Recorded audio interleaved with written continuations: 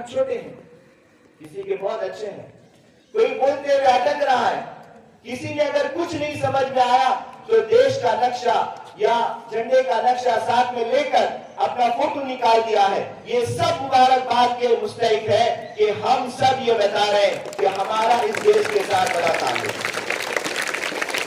دیکھیے, یہ سب باتیں میں نے اس لیے کہی ہیں کہ آج ملک کی آزادی کو اگر 78 سال ہو رہے ہیں تو ایک کنفیوژن ہماری ذہن میں آتا ہے پولیٹیشنز کو لے کر کہ اس دیش میں رہنے والا کون ہے.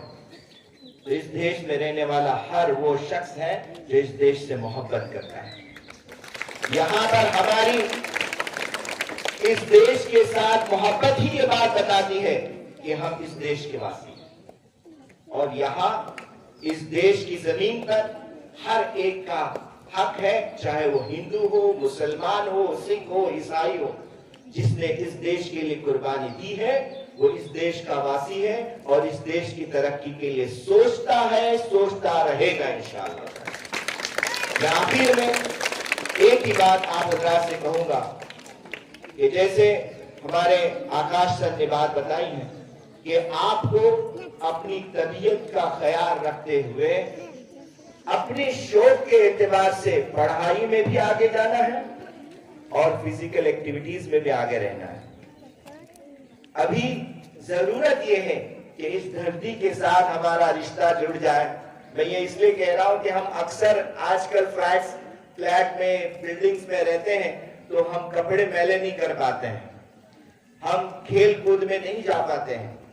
تو ضرورت یہ ہے کہ ہم فزیکل گیمز کھیلیں, یہ موبائل کے گیم اور موبائل میں ٹائم پاس کو ہم چھوڑ دیں. وعدہ کرتے ہیں سب انشاءاللہ. اللہ تعالی ہم تمام کو اپنے اس ملک کے ساتھ محبت کرتے ہوئے مکمل وفاداری کے ساتھ جینے کی اور آگے بڑھنے کی توفیق عطا فرمائے. میں آخر میں دو باتیں آپ لوگوں کو عرض کرتا ہوں. یہ ترنگا جو آپ پھیلا رہے ہیں, آپ کو پتا ہے اس کی ڈیزائننگ کس نے کی ہے؟ اس کی ڈیزائننگ سریا طیب جی نے کی. طیب جی یہ نہرو صاحب کے گویا رائٹ ہینڈ تھے اور اس وقت کے کمیشن میں بھی شامل تھے. ان کی بیوی, ان کی اہلیہ سریا ہے جنہوں نے اس کی پہلی ڈیزائننگ کی تھی.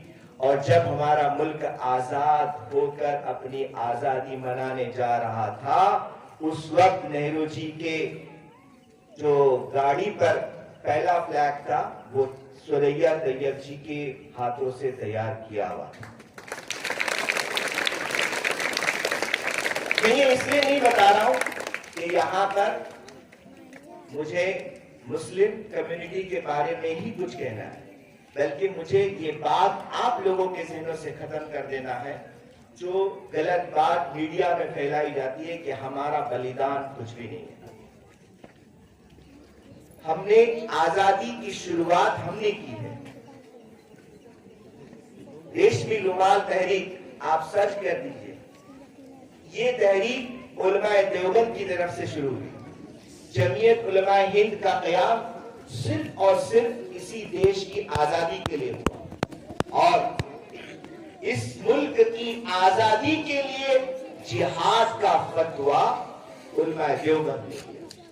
اور آخری بات میں بتاتا ہوں, یہ تو وہ بلیدان تھا جس سے شروعات ہوئی ہماری آزادی کی, لیکن آج آزادی کے بعد بھی ہم نے اس دیش کی ہمیشہ فکر کی ہے.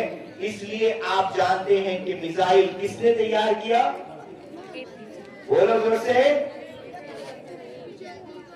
اے پی جے عبد الکلام صاحب نے. تو اس وقت دیش سے محبت کرتے ہوئے دھرم کو درمیان میں